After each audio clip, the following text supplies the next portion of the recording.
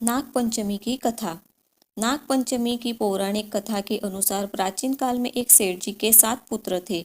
सातों के विवाह हो चुके थे। सबसे छोटे पुत्र की पत्नी श्रेष्ठ चरित्र की विदुषी और सुशील थी, परंतु उसका भाई नहीं था। एक दिन बड़ी बहू ने घर लिपने को पीली मिट्टी लाने के लिए सभी बहुओं को साथ चलने को कहा, तो सभी टोकरी और खुरपी लेकर मिट्टी खोदने लगी।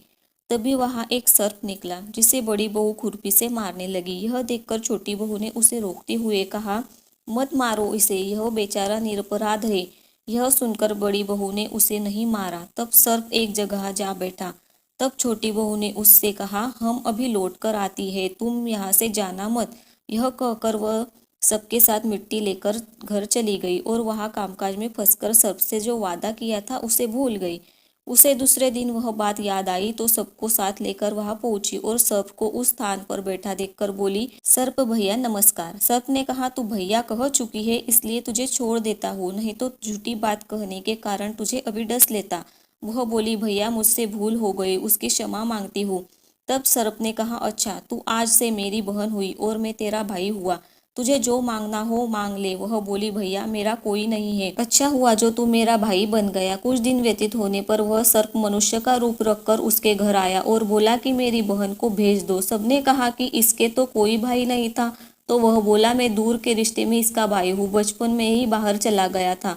उसके विश्वास दिलाने पर घर के लोगों ने छोटी को उसके साथ भेज दिया। उसने मार्ग में बताया कि मैं वही सर्प हूँ, इसलिए तू डरना नहीं, और जहाँ चलने में कठिनाई हो वहां मेरी पूंछ पकड़ लेना। उसने कहे अनुसार ही किया और इस प्रकार वह उसके घर पहुंच गए। वहां के धन ऐश्वर्य को देखकर वह चकित हो गई। एक दिन सर्प की माता ने उससे कहा, मैं बाहर जा रही हूँ, तू अपने भाई को ठंडा दूध पिला देना।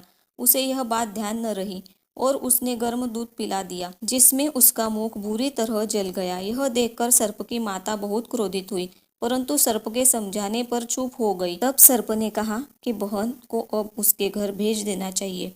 तब सर्प और उसके पिता ने उसे बहुत सा सोना चांदी जवाहरात वस्त्र भूषण आदि देकर उसके घर पहुंचा दिया। इतना ढेर सारा धन देखकर बड़ी बहू ने ईर्ष्या से कहा, भाई तो बड़ा धनवान है, तुझे तो उससे और भी धन लाना चाहिए। सर्प ने यह वचन सुना तो सब वस्तुएं सोने की लाकर दे दी। यह देखकर बड़ी बहू ने कहा, इन्हें झाड़ने की झाड़ू भी सोने की होनी चाहिए। तब सर्प ने झाड़ू भी सोने की लाकर रख दी। सर्प ने छोटी बहू को हीरा मणियों का एक अद्भुत हार दिया था। उसकी प्रशंसा उस देश की रानी ने भी सुनी और वह राजा से बोली कि सेठ की छोटी बहू का हार यहाँ आना चाहिए। राजा ने मंत्री को हुक्म दिया कि उससे वह हार लेकर शीघ्र उपस्थित हो। मंत्री ने सेठ जी से जाकर कहा कि महारानी जी छोटी बहू का हार पहनेंगी, वह उससे लेकर मुझे दे दो। सेठ जी ने डर के कारण छोटी बहू से हार मांगकर दे दिया। छोटी बहू को यह बात बहुत बुरी लगी। उसने अपने सर्प भाई को याद किया और आने पर प्रार्थना की, भैया रानी ने हार छीन लिया है, तुम कुछ ऐसा करो कि जब वह हार उसके गले में रहे तब तक के लिए सर्प बन जाए, और जब वह मुझे लौटा दे तब हीरो और मणियों का हो जाए। सर्प ने ठीक वैसा ही किया। जैसे ही रानी ने हार पहना वैसे ही वह सर्प बन गया। यह देखकर रानी चीख पड़ी और रोने लगी। यह देखकर राजा ने सेठ के पास खबर भेजी कि छोटी बहू को तुरंत भेजो। सेठ जी डर गए कि राजा न जाने क्या करेगा। वे स्वयं छोटी बहू को साथ लेकर उपस्थित हुए। राजा ने छोटी बहू से पूछा, तूने क्या जादू किया है, मैं तुझे दंड दूंगा। छोटी बहू बोली, राजन दुष्टता क्षमा कीजिए, यह हार ही ऐसा है कि मेरे गले में हीरो और मणियों का रहता है और दूसरे के गले में सर्प बन जाता है। यह सुनकर राजा ने वह सर्प बना हार उसे देकर कहा, अभी पहन कर दिखाओ। छोटी बहू ने जैसे ही पहना वैसे ही हीरो मणियों का हो गया। यह देखकर राजा को उसकी बात का विश्वास हो गया और उसने प्रसन्न होकर उसे बहुत सी मुद्राएं भी पुरस्कार में दी।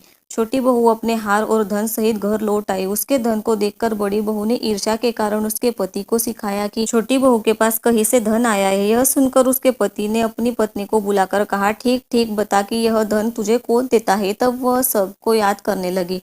तब उसी समय सर्प ने प्रकट होकर कहा, यदि मेरी बहन के आचरण पर संदेह प्रकट करेगा तो मैं तुझे डस लूंगा। यह सुनकर छोटी बहू का पति बहुत प्रसन्न हुआ और उसने सर्प देवता का बड़ा सत्कार किया। उसी दिन से नाग पंचमी का त्योहार मनाया जाता है और स्त्रियां सर्प को भाई मानकर उसकी पूजा करती है।